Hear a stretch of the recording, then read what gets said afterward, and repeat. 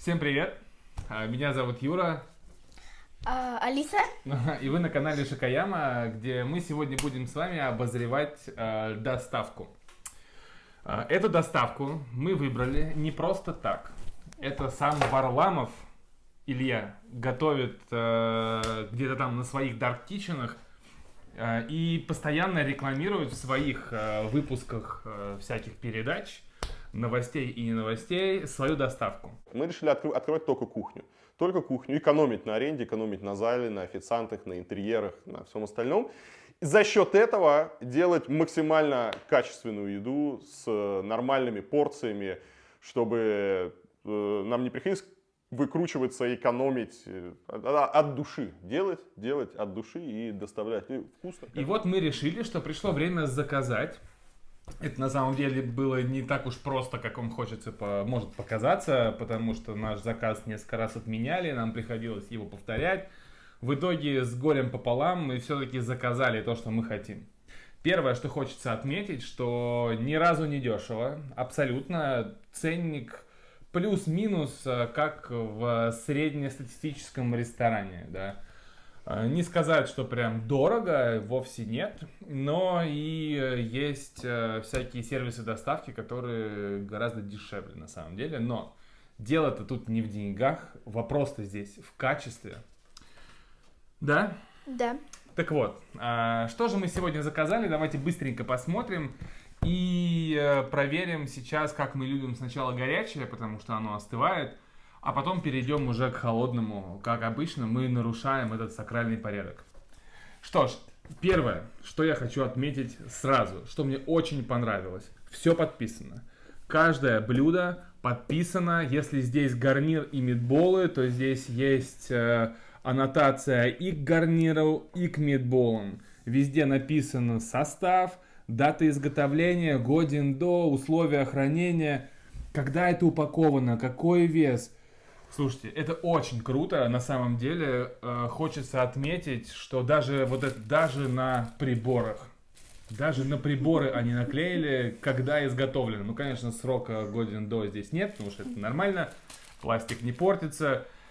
Но почему это хорошо? Хочется отметить сразу этот момент. Во-первых, это потому, что я не думаю, так, а куда же, к какому же блюду у меня вот этот соус, тут все написано, куда это должно идти. Так, эти греночки, куда же эти греночки, тут все написано. Это к тому, что на каком-то из обзоров мы смотрели доставку, и там не было вообще нифига подписано, и нам приходилось гадать и тыкать пальцем, а что же там было.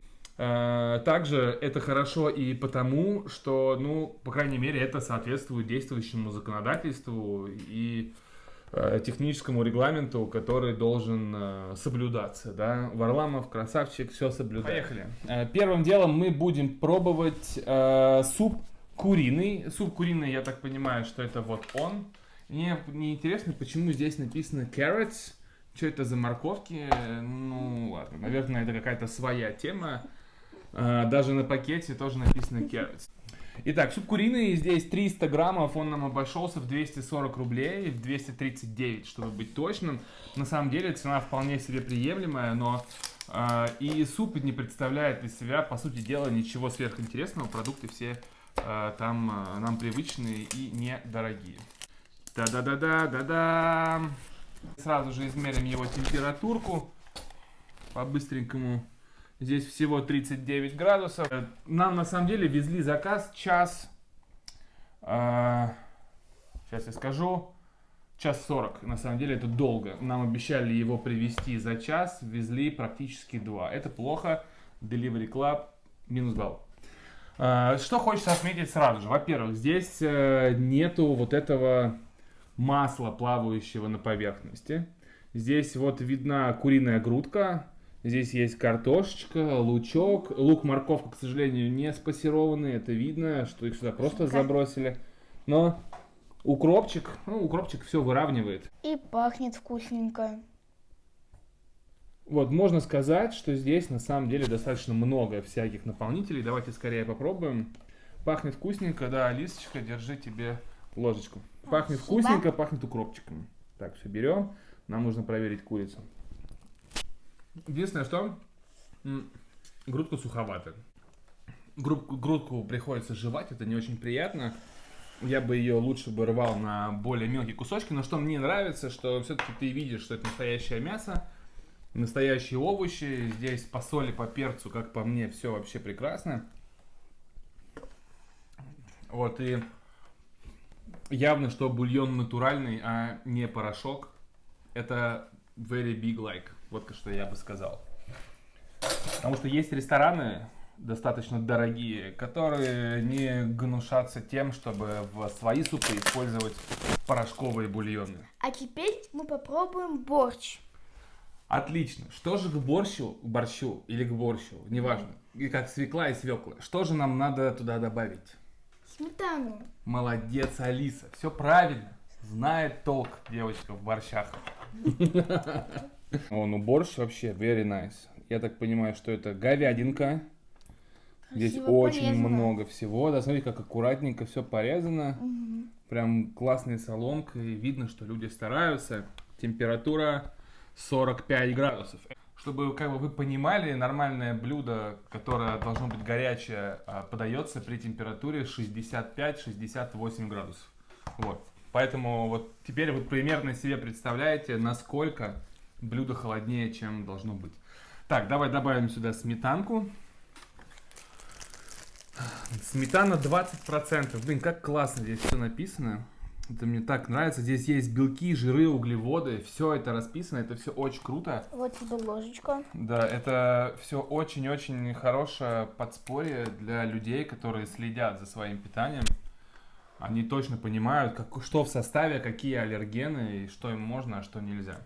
Я предлагаю добавить всю сметану разом.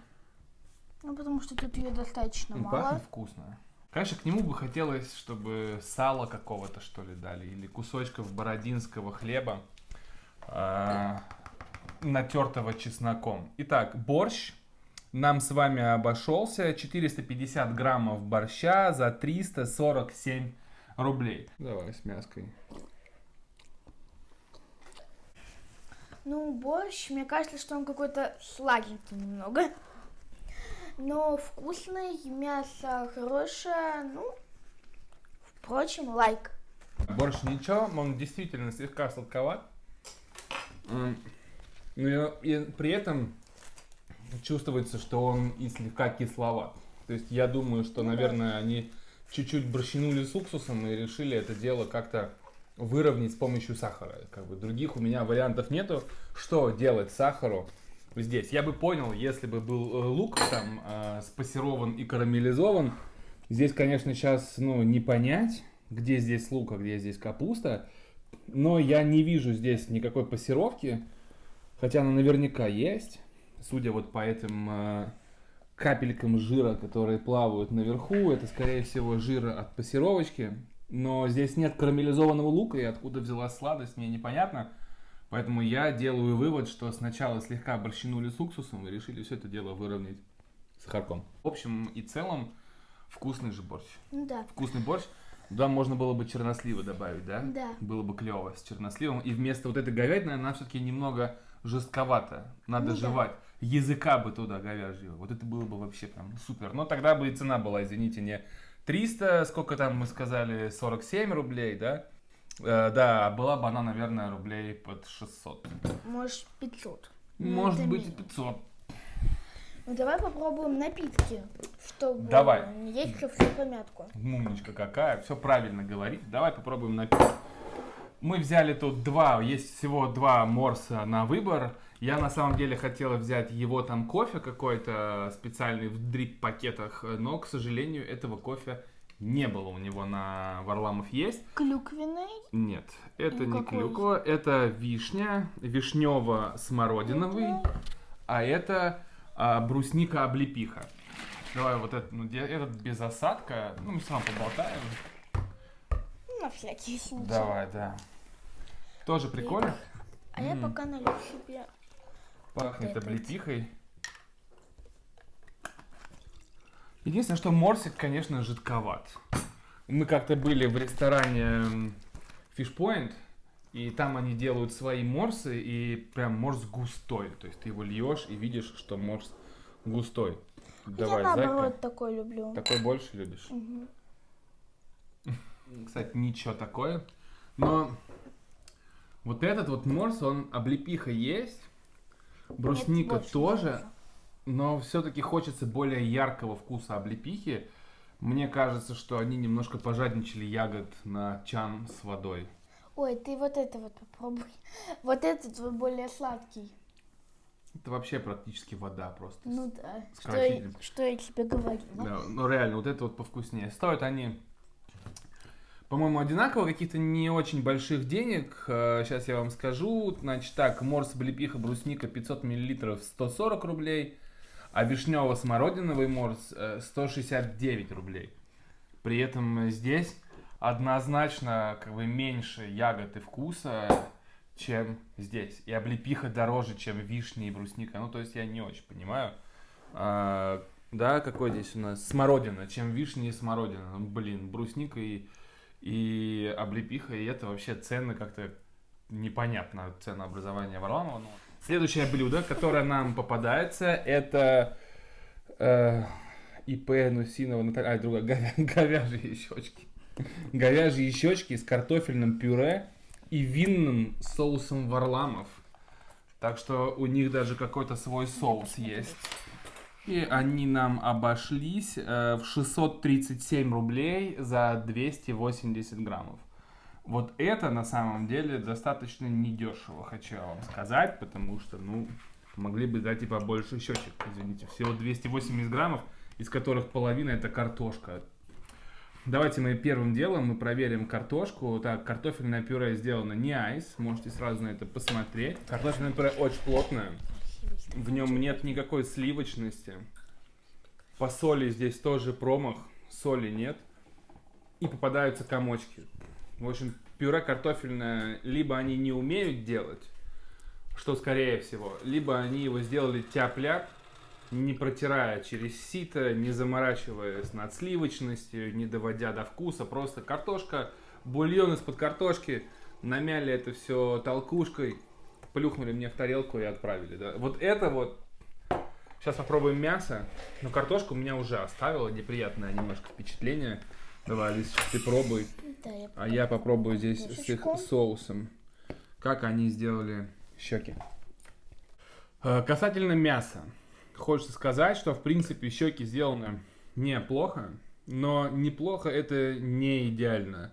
Хотя, в принципе, что здесь можно было напортачить? Ребята, купите себе сювид, термоциркулятор, поставьте температуру, завакуумируйте щеки там со всякими курагами и инжирами и черносливами, и пускай они себе томятся. Получается просто шикарное блюдо. Правда, это долго. У меня есть на канале ролик, вот в описании будет ссылочка, и вот тут вот посмотрите, должна будет быть подсказка на ролик по сювиду, как пользоваться все-таки этой шайтан-машиной. Ничего сложного в ней абсолютно нет, но она позволит вам делать супер блюдо круче, чем в очень крутых ресторанах.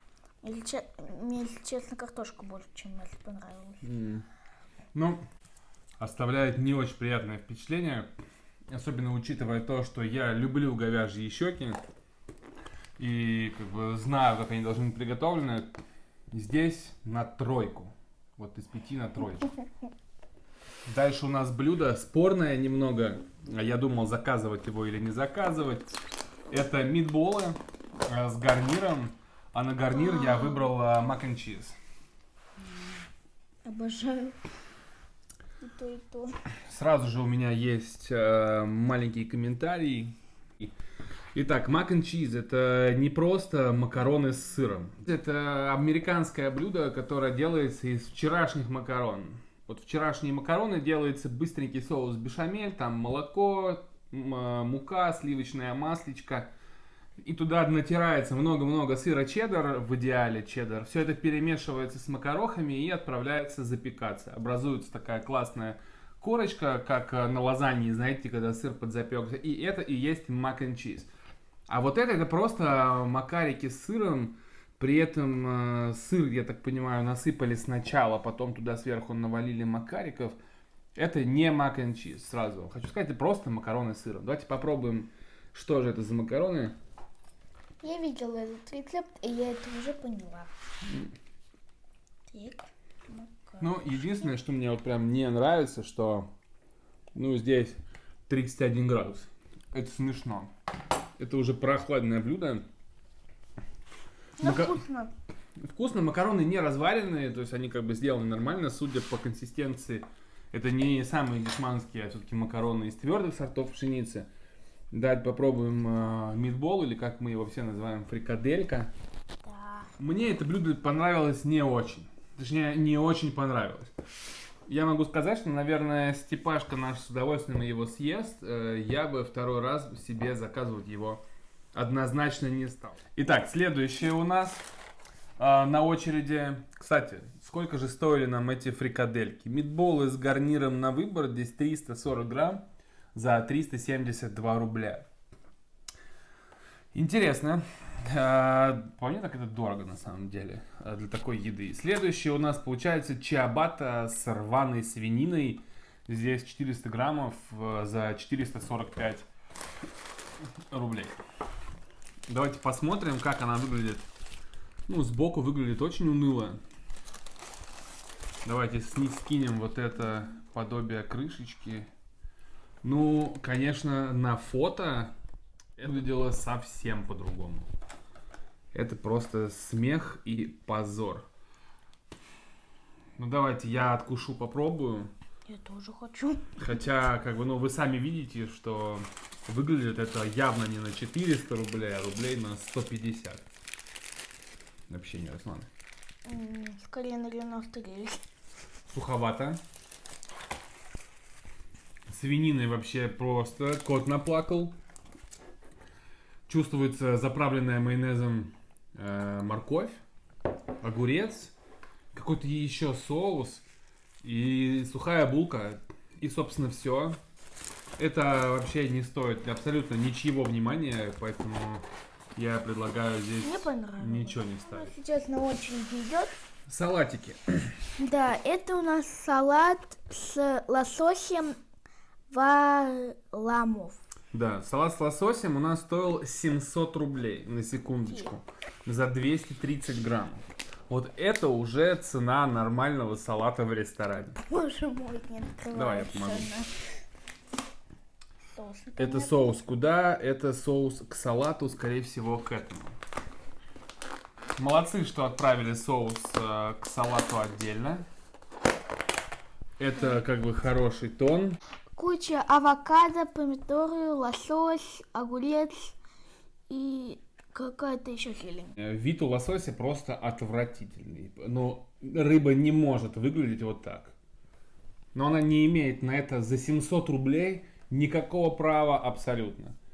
Авокадо, полукартошка. Что касается, ну здесь помидорчики черри. Мои любимые. Алисины любимые, но я в салате за 700 рублей вообще не хочу видеть помидорчики черри, абсолютно. Мне кажется, что это издевательство. Здесь какая-то зелень непонятная, почему-то она нарезанная. Кто вообще сказал поварам из Варламов есть, что зелень надо резать? Возьми авокадину, Слишком большая мне. возьми свой любимый томатик черри. Я лучше... О, авокадо немного попалось.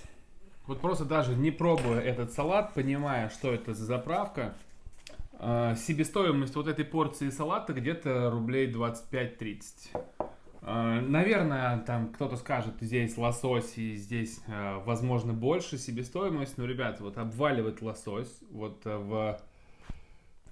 во-первых, он уже готовый. Скорее всего, Попробуем вкусный. я сейчас попробую.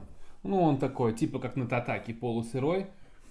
Но ни один уважающий себя ресторан не будет продавать блюдо салата за 700 рублей, в котором лосось в непонятном соусе, вообще неясная нарезка. Все нарезано по-разному, вот всякие попки огурцов. Здесь присутствует какой-то салат. Это, я знаю же, это микс салат белая дача. Все, я понял, что это за листья здесь. И черри. Сейчас я вам на секундочку просто покажу черри, уровень ее спелости. Ее, Ты это семечками ягода. возьми. Вот, смотрите. Вот уровень спелости томата черри. Там еще... Он зеленый напрочь. Ладно, давайте зальем соусом. Я думаю, что соус здесь все более-менее спасет. Соус здесь начинает солировать вообще все. И блюдо превращается просто в кашу. Вот, короче, этот салат это просто провал. Илья, это самый худший салат, который я пробовал в своей жизни с лососем. Вот я могу ответственно заявить. Потому что, блин, ну дайте какие-нибудь узбекские томаты, бакинские огурцы, и все, это все вытащит просто и выровняет. А это дешевый, ужасный продукт, который продается за баснословные деньги, реально. Мы решили открывать только кухню. Только кухню. Экономить на аренде, экономить на зале, на официантах, на интерьерах, на всем остальном. И за счет этого делать максимально качественную еду. Итак, и последний у нас на очереди что? Мой любимый салат Цезарь. Да. Хочется отметить одно но. Почему Цезарь привезли уже заправленный, где все листья салата уже опали, никакой пышности, и это просто месиво. А вот тот салат нам привезли не заправленным. Где логика, товарищи повара, я не очень понимаю. Дальше хочется еще раз посмотреть, чтобы вы внимательно посмотрели на курицу и запомнили, что, ребята, курица не имеет права вот так вот выглядеть в салате. Вообще, в принципе. Она вообще не имеет права так выглядеть. Она плавает в масле, и это просто ужасно. Количество заправки, просто невероятное количество. Давайте просто попробуем на секундочку, а правильная ли это заправка. Услышим ли мы там анчоусы? Ну что? Да, это просто майонез. Ну, давай. Сначала Ужасный. положим. Ладно, давайте мы все смешаем. Вот так вот. Так. Просто чтобы все понимали, Вот это вот. какое количество масла. Вот это вот масло, в котором жарилась эта курица. И это не есть гуд. И здесь не хватает еще одного ингредиента, да, Лисюш? Сухариков. Да, нам нужно добавить сюда сухарики. Сухарики должны быть с чесноком. Да, они с чесноком. Сухариков хотя бы не пожалели. Спасибо большое, Илья, за твою заботу. И Цезарь нам обошелся на секундочку 490 рублей за 240 граммов. Честно, вот эта цена еще более-менее плюс-минус хоть как-то сходится с тем, что можно ожидать от Цезаря на доставку. Но качество исполнения меня опять-таки повергает просто в ужас. И я считаю, что это просто кузница для денег и никак не стремление накормить людей хорошей и качественной едой, как это позиционирует Илья. Вот супы неплохие, борщ неплох, куриный суп неплох. Все остальное пока что вообще не дотягивает ни до какого уровня. Давай, Лисюшечка, пробуй твой любимый салат. Хочется заметить, да, что листья салата здесь целиком вообще положили. И как это вот мне предлагается интересно есть. Они уже от уксуса, уже все вон вялые, ни капельки не хрустящие. Давай надо. Поэтому салаты на доставку и не заправляют, потому что пока салат доедет, заправка, в которой чаще всего практически всегда содержится какая-то кислота, она уничтожит просто все. Ну, давай, зайка, пробуй. Получилось, блядь. Хотя, честно, аппетитным это блюдо вообще не назовешь. Ну, что поделаешь. Ради вас, мои дорогие подписчики, нам приходится это все переживать и пробовать. Ну, надеюсь, я выживу. Этот салат даже не лежал рядом с Цезарем. Ну, то есть я не знаю, как еще объяснить. Это не Цезарь. Ужасная курица. Ужасные листья салата. Просто отвратительная заправка. Это не то, что должно быть. Это не то, что я хотел. Я хотел Цезарь, а получил какое-то месиво. Хочется все это дело запить, смыть этот вкус, но я понимаю точно, что вкуса в этом морсе ноль.